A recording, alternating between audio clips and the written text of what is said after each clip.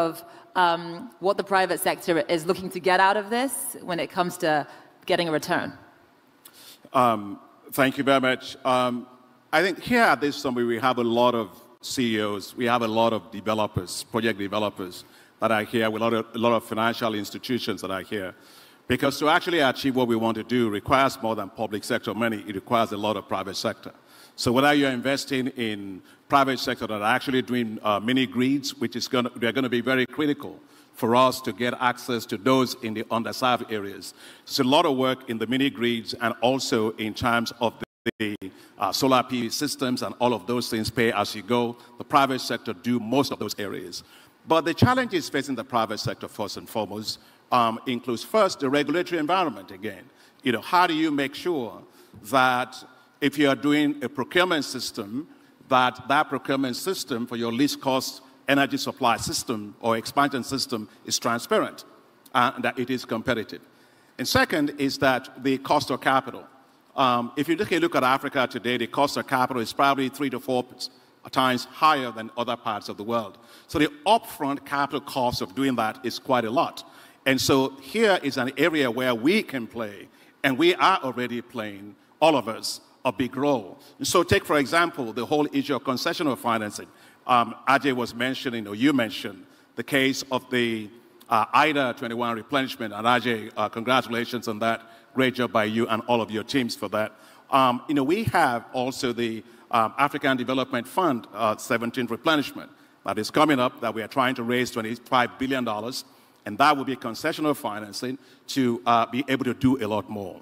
But beyond that, you also have to look at how do you reduce the risk facing many of the private sector. So whether you're using partial risk guarantees or your partial credit guarantees to buy down the risk and so on, which we do tremendously well. All of us do that very, very well. We have the instruments to do that.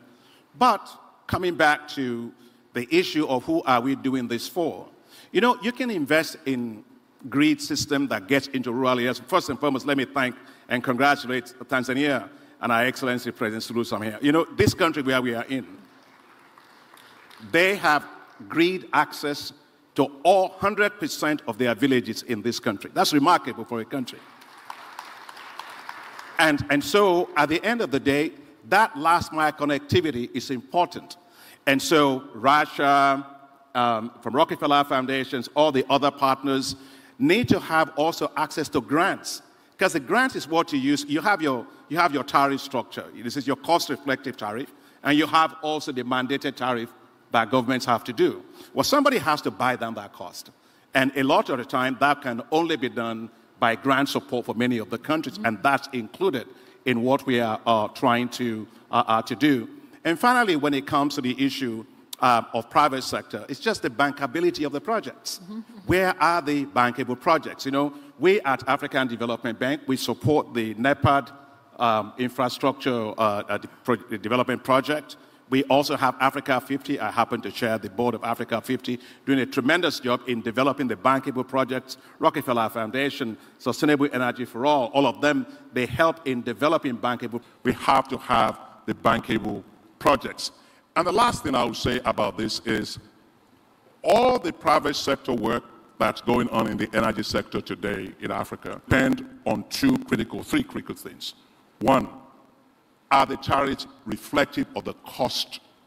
So in other words, you must have transparent, cost-reflective tariffs so they can actually get their money back.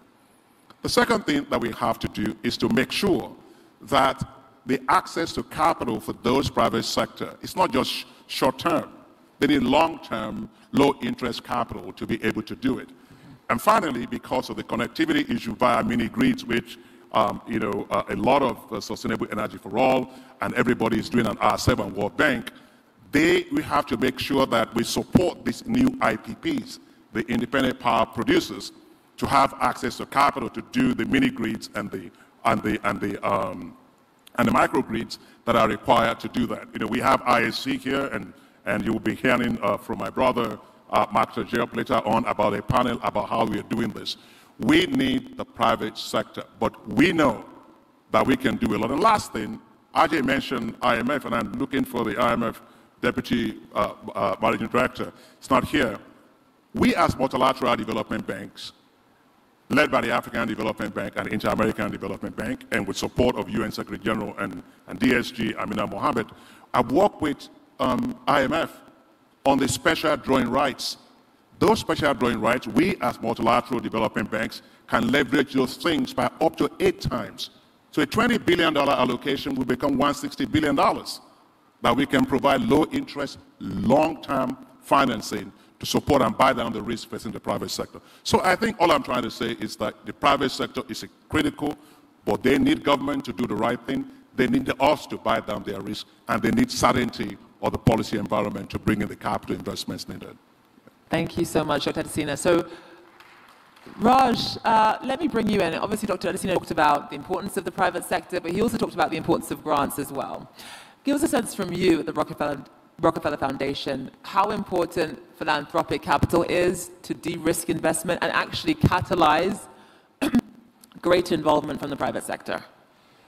Well, maybe I'll answer that question from the perspective of the Global Energy Alliance for People and Planet, which is actually a collaborative philanthropic effort of which the Rockefeller Foundation is one part, but the Bezos Earth Fund, the IKEA Foundation, the Children's Investment Fund, MasterCard, Gates, are all collaborating to say, let's try to work together. The reason that's important is because, if we're being honest, I think we have to recognize that there is not nearly enough philanthropic capital to matter at all. The only reason philanthropy should even be a part of this is if we can move quickly, if we can take unique risks that others can't take, and if we can do it in a collaborative way.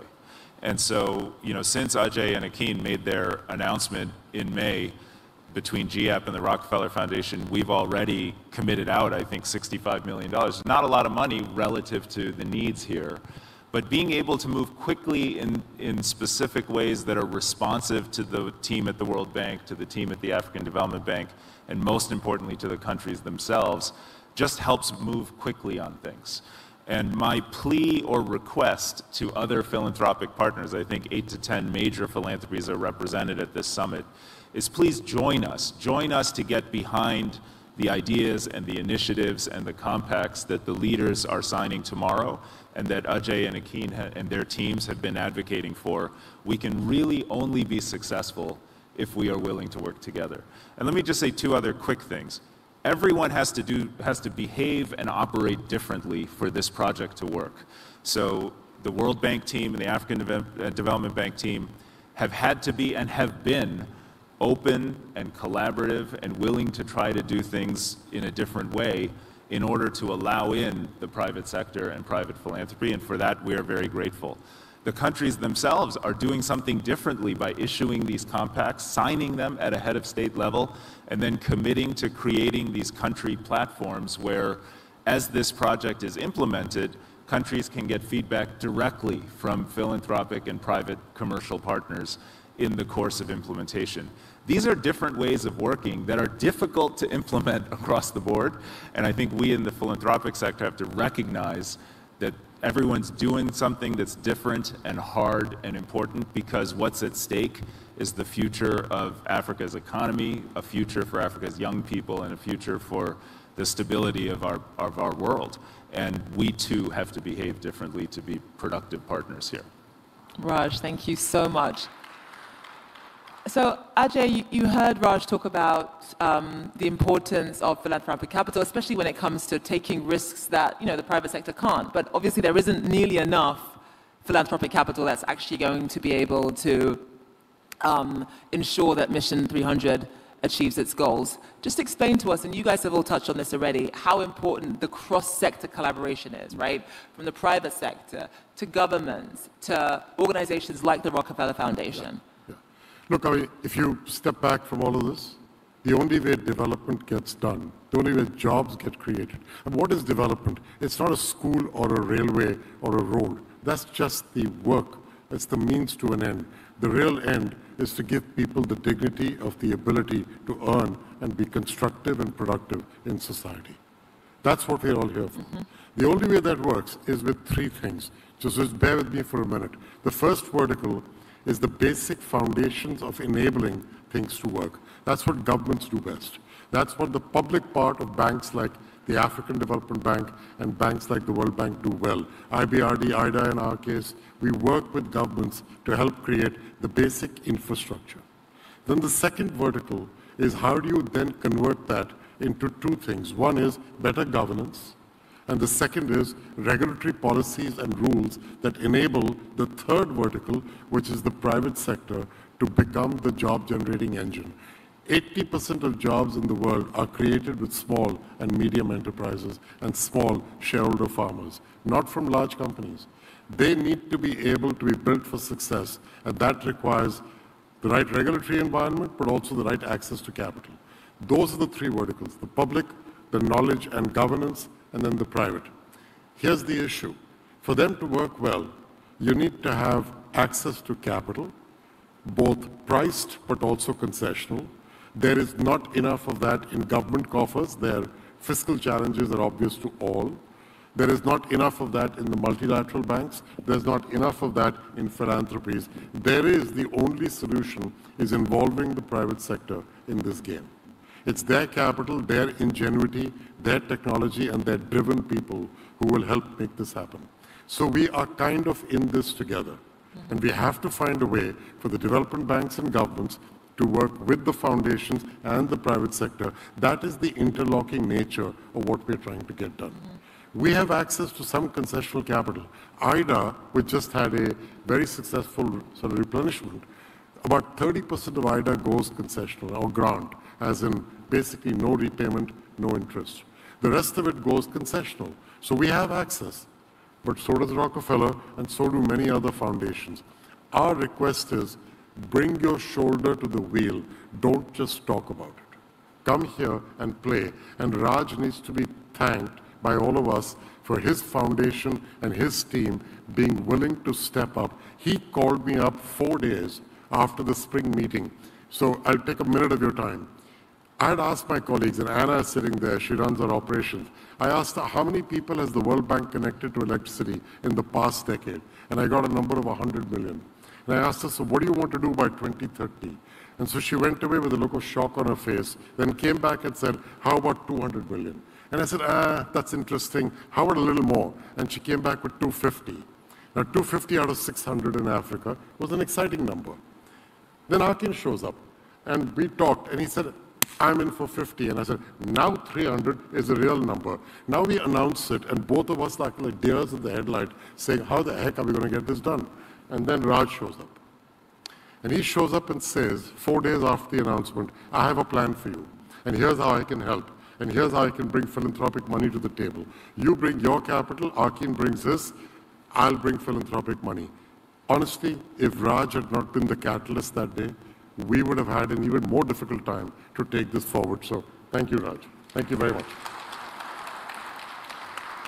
And I'm saying all this not just to thank one foundation. I'm saying all this to explain we're kind of all in it together. It's not about one of us. It's not about the other one. We're kind of in it together if we're going to make a difference to jobs for young people and therefore to take advantage of this demographic boom that is Africa's availability today. But also if we don't take advantage of this is going to be a challenge for African leadership in the coming 2 decades. So now's the time to do something about it. Yeah, this idea that we're all in it together is an important one and a great one to end on, because the trust and the confidence between the public and private sector is going to be key to Mission 300 success. So Dr. Adesina, with that note, I just want to get you to make some closing remarks for the audience. Thank you very much, Zainasha. I just wanted to address one issue that we haven't discussed, which is part of the agenda, which is access to clean cooking for women. Today we have 1.2 billion women in Africa without access to clean cooking. And we lose 300,000 kids every single year that their mothers carry on their back because of lack of access to clean cooking, because of the secondary effect of smoke. We lose 300,000 women also every year. Why should anybody have to die just for trying to cook a decent meal that is taken for granted in other parts of the world? That is not acceptable. In good conscience, we just can't do that. And that's why a big part of what we're trying to do is to make sure that women in Africa can cook decently, without having to have smoke, without their kids having to die because of that. And we had President Samia here. She's playing an incredible global leadership. She showed up for us in Paris together with President Macron. And we had a summit, a meeting together with International Energy Agency. And we said we needed to raise $4 billion a year. It's all it's going to take, $4 billion a year. And we at African Development Bank committed to $2 billion towards that. So we have to make sure that we give access to, because it causes deforestation. It causes loss of biodiversity. It's about life. You know, a lot of time we talk about energy transition, COP29 president, you are here. It's not just about energy transition. Already for women in Africa, they are transitioning life just to be able to cook.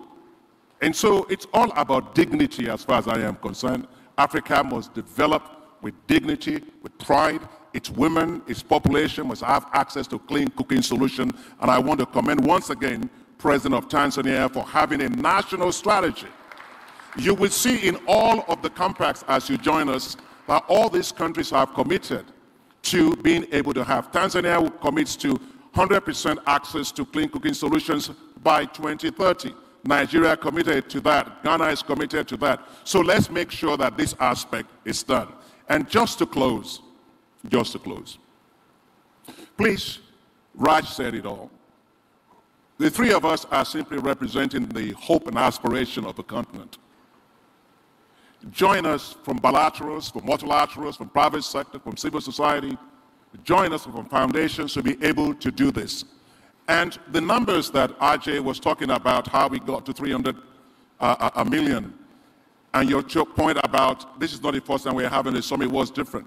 These 300 million, we have a clear path of exactly how it is going to happen. And so the issue here is making sure that we hold ourselves accountable. We also built in that accountability system into the compact, where in each of the countries, we will have monitoring and evaluation. We also have the Africa Energy Regulatory Index that will allow us to be able to measure the progress that countries are making. So this is all about accountability, about transparency, about delivery, and also letting Africa develop with pride. You talk about jobs, Ajay talked about jobs, and Ajay is correct. But I want to say one thing about migration, because I watch that a lot, and DSG, you are here. And I'm very, very passionate about that particular issue. When we say Africans are migrating, look, even insects migrate. They move from where there's darkness to where there's light. And so if you want to tackle migration, make sure that Africa has 100% access to electricity. We'll do what Ajay says. They create jobs, we industrialize, we add value to everything that we have. So this summit that you are here from around the world to be, it's about how we unleash, unlock, propel Africa's potential to be able to be what it is. Not what it is, what it can be. And I'm sure that with power, Africa will more than be what it can be in the world and be a competitive and prosperous continent. Thank you for joining us on that mission. Thank you very much.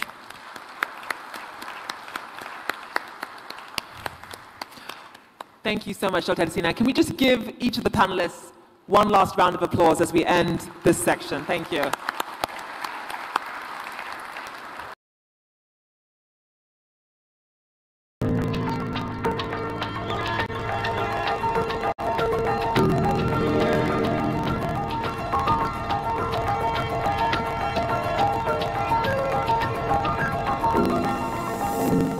Distinguished guests, ladies and gentlemen, good morning and welcome to this event with the President of the World Bank Group, Ms. Dunga. Let me recognise in our audience Stephen Lowy, the Deputy Chairman of the Institute, board members Glenn Stevens and Gillian Broadbent. I'm Michael Fullilove, the Executive Director of the Lowy Institute. I'd also like to begin by acknowledging the traditional custodians of the land on which the Institute stands, the Gadigal of the Eora Nation. I pay my respects to their elders. Ladies and gentlemen, in July 1944, even as Allied forces were liberating Europe from the Nazis, delegates from Allied countries met in Bretton Woods in New Hampshire, and their goal was to design the institutions of the post-war international economic order. And one of the institutions that emerged from these discussions was the World Bank. And since its establishment, the World Bank has done enormously important work towards eradicating global poverty, and in recent years has emphasised that this requires a livable planet. 80 years later, the bank operates in more than 170 countries around the world and has funded over 12,000 development projects. Last year, Ajay Banga was appointed the 14th president of the World Bank Group. Mr. Banga was born and educated in India and began his career in India working for Nestle, Pepsi, and Citigroup. 3 decades ago, he moved to the United States, where his business career took flight. In recent years, he's served as president and chief executive of MasterCard, vice chairman of General Atlantic, chairman of Exor, and chairman of the International Chamber of Commerce. In 2021, Vice President Kamala Harris asked our co-chair of the Partnership for Central America as well, and that is one relationship that may come in handy, RJ, down the track. Since his appointment as president of the World Bank, he has travelled extensively. He's come to Australia from Fiji and Tuvalu, where he met with Pacific Islands Forum's leaders. We're very pleased to be hosting Mr. Banga at the Lowy Institute today. He will deliver some brief remarks from the lectern before I join him on stage for a conversation. Ladies and gentlemen, please join me in welcoming Mr. Ajay Banga. Thank you all, and it's a pleasure to be here with you, and thank you for having me. I will confess, every time I do one of these and I hear it's being introduced, I kind of think about the fact that the only thing that I would have been better introduced by my mother would have been my good looks, but that's just that's a separate topic altogether. So, thank you again.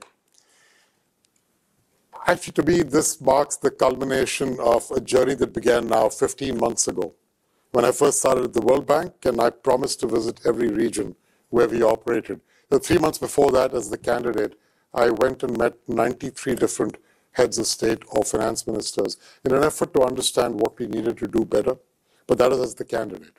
I met 100 civil society organizations, also as a candidate. After getting confirmed, I made this promise that I would